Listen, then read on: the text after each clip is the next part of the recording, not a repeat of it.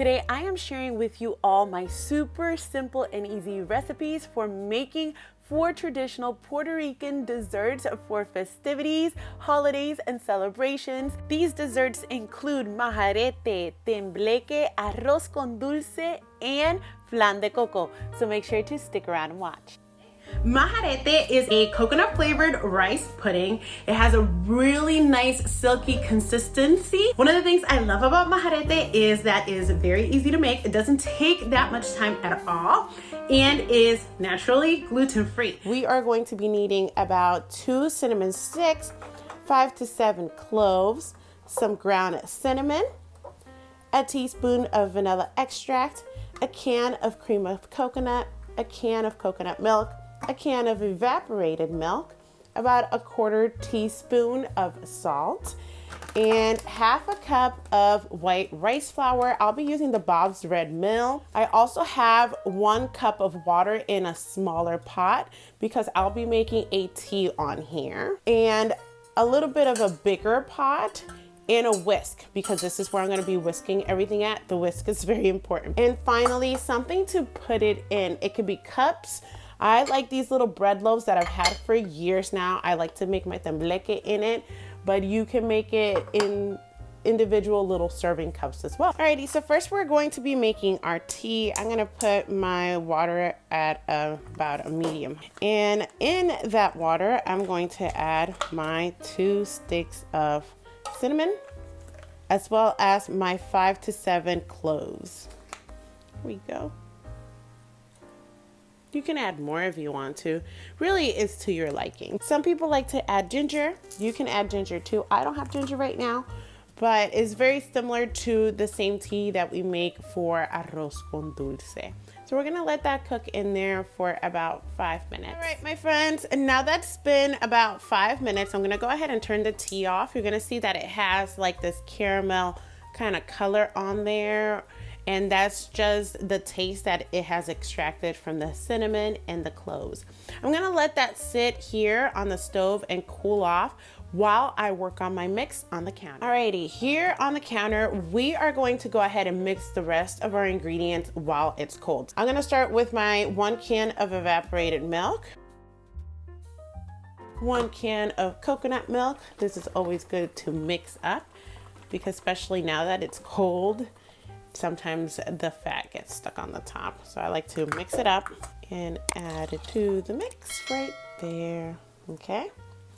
Then we're gonna take our coconut cream. So depending on you, you can just add the whole can like I am. And I don't use the sugar, the white sugar.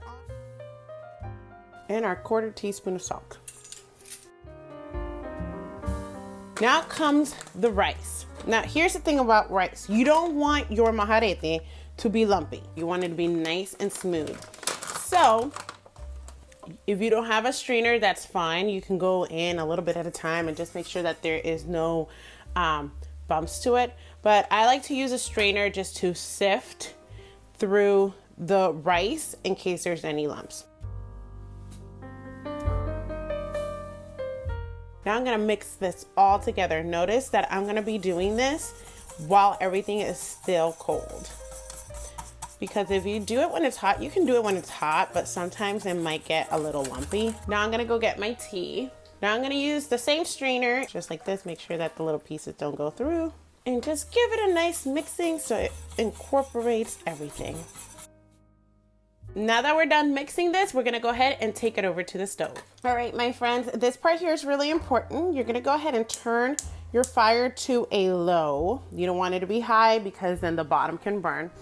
And you are simply going to mix and mix and mix until the consistency gets nice and thick. The thing about maharet is that patience is key. It needs to cook nice, slow, and in low heat, so it comes out nice and silky. At the beginning, there's not much mixing that you have to do because it's not quite hot yet, so you just sit here and just scrape the bottom little by little. As time goes on and it gets thicker, you're gonna have to start moving quicker. All right, friends, it's been about 15 minutes and it's finally thickening up a little bit. It's not super thick, but it's picking up. You're gonna feel like there's a little bit of resistance, and then you're gonna see how much thicker it's getting. At this point, we have to pay close attention because we're gonna start mixing a little bit quicker. All right, I'm seeing steam come from the top. That's a good sign. And it's getting nice and thick. All right, friends, I think mine is done. I've been mixing after the bubbling for about 5 minutes. So I'm gonna go ahead and take it off, turn it off, and you're gonna see this? Nice and thick. I like that. It leaves, you're gonna see that it leaves like marks behind as you mix it. That means it's ready. So I wanna show you guys the consistency here, you see? Has that nice silky consistency. Now it's time for us to go ahead and put it in the molds that we are going to let it set. Alrighty, so I'm gonna use a little ladle to kind of pour it in. See how nothing got burned in the bottom and it's nice and silky? This is gonna be a good maharete.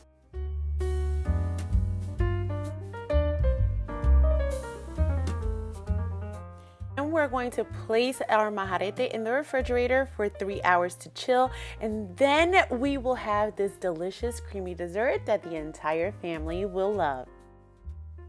Now I'm going to show you how to make the perfect arroz con dulce using the Instant Pot. And you can adjust these things to your liking. 1 cup of short grain rice, half a cup of coconut flakes. I have about a 1/3 cup of brown sugar here, ground cinnamon just for garnishing on the top, cloves. I'm gonna be using 5 of these little guys, and about 2 cinnamon sticks, 1 box of raisins, 1 can of cream of coconut, 1 can of coconut milk, 1/4 teaspoon of the salt. I'm gonna say about this much of the ginger root, which is going to equivalent about 1 teaspoon, and 2 cups of water. So the very first thing we are going to do is going to be quite simple. Is going to be this little tea that you make before you actually start with the rice and everything. And for that, we're just going to need our ginger root, our cloves, and our sticks of cinnamon. So pretty much what we're gonna do is we're gonna take 2 sticks of cinnamon. They smell so good. 1, 2.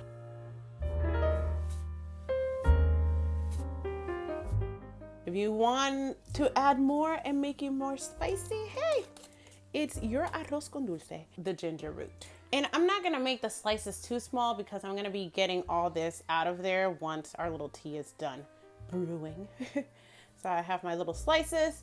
I'm gonna pop it in there and then close my lid, make sure it's sealed. And I'm going to pressure cook this on high for about, I'm gonna say maybe 2 minutes. You can put 3 minutes.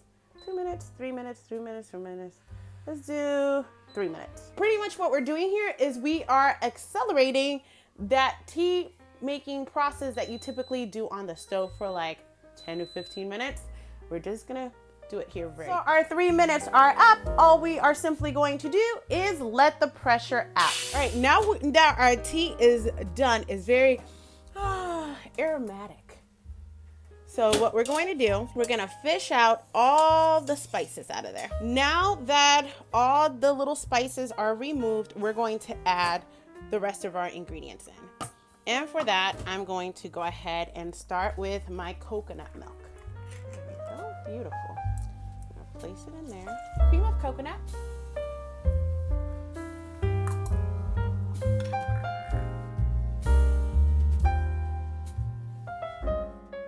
The cream of coconut does make this sweet already. In itself, the cream of coconut is sweet. So you can add in little by little until you feel like you've reached that flavor that you actually like. In my case, I'm just using the 1/3 cup. Now I'm going to add 1/4 teaspoon of the salt. Salt is essential, I feel here. Like, it gives it a really good taste. Like, just like the tembleque, it always needs that little pinch of salt to make it like good over the top. It's the same thing here. You just need a little bit of salt just to make it perfect. And these coconut flakes are also lightly sweetened. Now for our last ingredient is going to be our 1 cup of short grain rice. We're gonna mix it all together. Oh, and I can't forget the raisins. I love the raisins and my kids love the raisin. If you don't like the raisins, you do not have to put them in there. You can leave them out. If you want to swap them for craisins, like the cranberry ones, I haven't tried that, but you know, thinking about it now, that does sound pretty appetizing too. So you can play around with this, and then I'm just gonna give it a final move to evenly distribute those raisins around. Okay, now I'm gonna take the lid and simply cover this. So for this particular case, we are going to use the one that says porridge right here. All you have to do is click that and it'll automatically default to the 20 minutes that it comes pre-programmed with. Make sure that this up here is closed. The valve is closed because that will allow it to pressurize. And all we really have to do now is wait till it's done doing its thing. And once those 20 minutes are up, we're just gonna let it sit for 10 minutes of natural release before we remove the rest of the pressure. We are at the 10-minute of natural release time. We're gonna go ahead and release whatever is the rest of the pressure that has been left in there. All right, our arroz con dulce is done releasing any extra pressure. And then when we look in here, you're gonna see that it is a tad, it's gonna look a little tad soupy, but it's good. Once we mix it in, you're gonna see it's gonna change. All right, so we're gonna go ahead and mix it, okay? And then we are just going to place it in whatever is the bowl that we are going to be cooling this off in. So I'm gonna be putting some in this little container, and then the rest, I'm gonna go traditional Puerto Rican and place it in an aluminum foil container.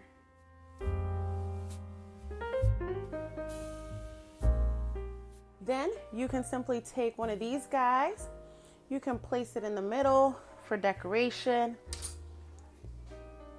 however you want to do it. And then we are going to take our little ground cinnamon, and you are going to simply garnish the top with that. However much cinnamon you like.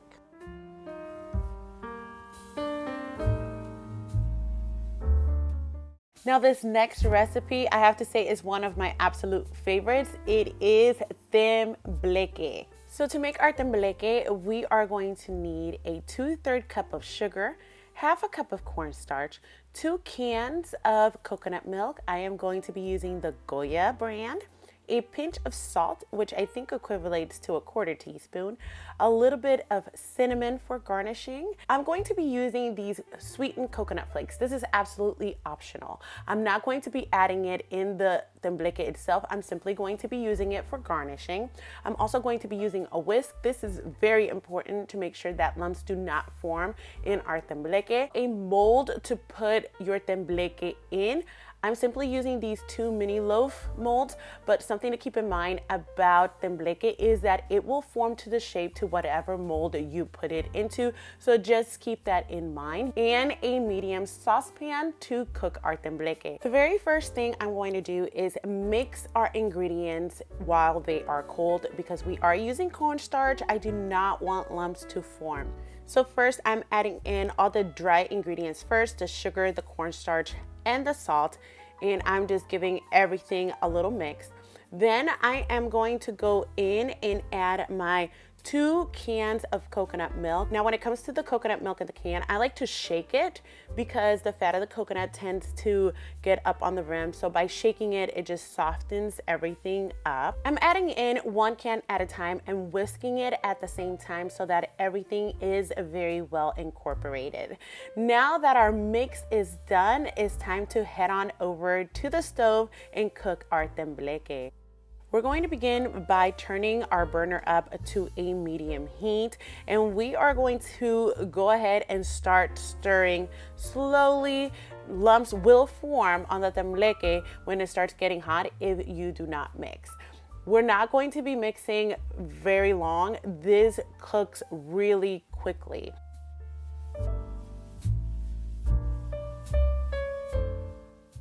So I'm at the 4-minute mark right now, and look how nice and thick it's already getting. Once it starts getting thick, my whisking gets a little bit more rigorous. Now, this is my tembleque at the 6-minute mark. You see how it's nice and thick and the whisk leaves a little trail behind. That is exactly what we want our tembleque to look like, and is a great sign that it is done. Now I'm going to remove my tembleque from the heat, and I'm heading over to the sink with my molds just to create a nice little cold barrier. This will just help the tembleque come off the mold when it's done so much quicker. It'll create like a little barrier so that it won't stick to whatever is the mold that you're using. Now it's time to place the tembleque in the molds to let them set. So I'm using these 2 little mini bread loaf molds, and I'm dividing it evenly in both of them. And then these are going to go in the refrigerator for about 6 to 8 hours. And what's going to happen is that this creamy mix is then going to become a wobbly dessert, which is why it's called tembleque. Tembleque really translates into wobbly or shaky, and that is such a fun dessert to have. It reminds me a little bit of a jello texture, except that is so creamy, and the flavor of it is so perfect and fun to eat. To be sharing with you all my very simple recipe for making un flan de coco using only 3 very basic ingredients. 5 eggs. These are large eggs. 1 can of the coconut milk. I like to use the Goya one. A can of condensed sweetened milk, and 1 cup of sugar. And the cup of sugar is simply just going to be for the caramel. So our flan is honestly just going to consist of these 3 ingredients. I'm going to begin with a bowl, a whisk, and I'm going to start by whisking or beating all 5 of my eggs in a bowl. I like to start with this process first because it just makes it super simple to incorporate all the eggs evenly throughout my flan. Once my eggs are nicely beaten, I like to add the sweetened condensed milk next. And I like to use every bit of the condensed milk. So if you notice that you have some that, has gone down, use a spoon and simply scoop it out. I'm going to be adding the coconut milk. Now, I know that some people like to add coconut shavings into their coconut flan. I personally don't like the texture it gets. I want my flan to feel like a nice, smooth custard, which is the reason why I'm only adding coconut milk to it.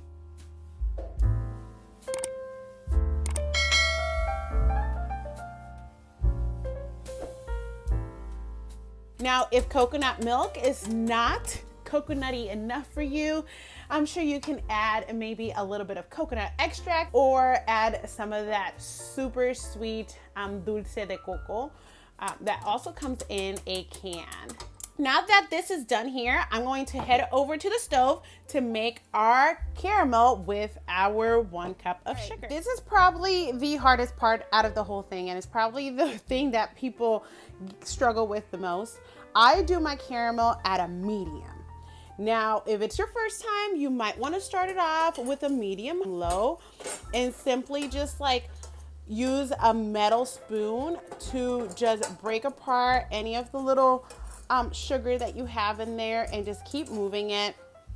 Sugar burns very, very quickly. So you do not want to be doing this at a high heat. That's why I recommend the highest heat to use to be a medium. Don't go higher than that or your sugar will burn. So simply just keep moving it. You're gonna see that the sugar will start melting little by little. And once you reach a nice caramel color, you can go ahead and turn the fire off. All right, so once you reach a nice caramel color and all your little pieces are all broken up, it's going to be time for us to transfer this to the dish that we are going to be cooking this in. Now, this sugar is going to be hardening in the bottom. So I'm just gonna give it a little bit of time to harden in the bottom before I put my flan in it. Something I feel like I should mention is that you should always have an oven mitt when you're working with the hot sugar, because the container that you are going to be putting it in usually does get hot. Like, this is not bad, but if you are using one of those disposable aluminum foil containers, the sugar does make it hot. So before you handle it, use an oven mitt or just give it time to do its cooling. Once our entire bottom is covered with the sugar and it hardened, I'm going to go ahead and add the flan into the container. I am going to fill my container that I'm going to be doing the baño de Maria in. Is a little water bath. I'm gonna fill it to about maybe half of it. Yeah, maybe up here, and then I'll take this and I'll put it in the oven first. Now, using your oven mitt, you're going to place the container that has the water in the oven, and then after that, place the container that has the flan inside that container, and you are going to cook it at 350 degrees for 55 minutes. Once your flan is done cooking, very carefully remove it from the oven, and I like to place mine straight on top of the stove to let it cool off. So our flan was in the oven for exactly 55 minutes. I've removed it, I placed it on top of the stove, and I'm just gonna let it cool for about 10 minutes, just so this is not so hot. 10 to 20 minutes, you know. Once it becomes like okay to touch, I'll remove it and then I'll put it in the refrigerator, and we are going to let that chill in the refrigerator for at least 5 hours. We want that to set and be nice and cool for when it's time for us to eat it. All right, friends, so our flan has been refrigerating, and now, like I typically do, I'm gonna use a butter knife and simply cut around the edges just to let everything get kind of loose in there. Oops. Look at the sugar already coming out. Now, if you ever have a hard time flipping this thing, something that I learned from my sister is to dip this in a little bit of hot water and the bottom will get a little loosened up. But here you can kind of see it's nice and loose. The juice is already coming. So we're gonna go ahead and on a plate, you would think I would have a square plate by now since I always do my flan in here. But I don't, so I'm simply going to go ahead and flip it here.